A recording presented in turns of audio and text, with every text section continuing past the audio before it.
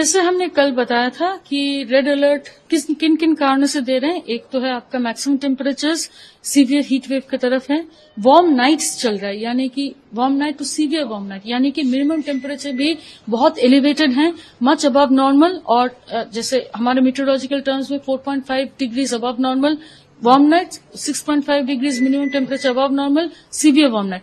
Warm night होने से क्या होता है, मैक्सिमम दिन का जो मैक्सिमम टेम्परेचर जल्दी पहुंच जाती है, यानी कि जो मैक्सिमम टेम्परेचर आपका 11:30 या 12-1 बजे होती है वो 9 साढ़े 9 बजे तक पहुंच जाती है, वो भी बहुत खतरनाक होती है। ये दोनों कारण के साथ तीसरी कारण है स्ट्रांग सरफेस विंड्स ब्लो कर रही है जो 25 से 35 किलोमीटर प्रति घंटा और 45 से 47 डिग्री का टेम्परेचर के साथ बह रही है। ये 3 कारणों से हमने पूरा नॉर्थ इंडिया में आज रेड अलर्ट दे चुके हैं। मगर हमारा ये जो रेड अलर्ट का जो वार्निंग है कल से हम थोड़ा घटाएंगे। मेनली एक पश्चिम विक्षोभ आ रहा है वेस्ट की तरफ, जिसके चलते हमारा जो north western Himalayan region, Punjab, Haryana, इन सभी राज्यों में थोड़ा अरेबियन सी से मॉइस्चर आ रही है, जिसके चलते आज शाम से ही थोड़ा बादल और थोड़ा बारिश का भी उम्मीद है नॉर्थ वेस्ट इंडिया में।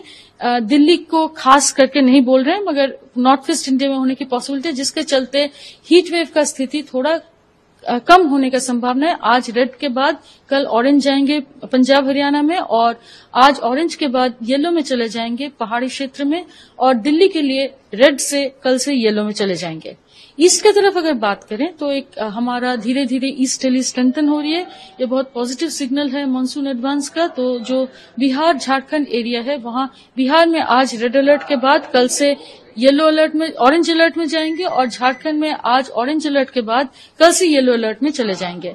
ये इसलिए जा रहे हैं क्योंकि ह्यूमिडिटी थोड़ा पेनिट्रेट करेगा ईस्ट इंडिया में, तो इसके चलते थोड़ा बादल और बारिश होने का भी पॉसिबिलिटी है, तो हीट वेव डिक्रीज करेगा।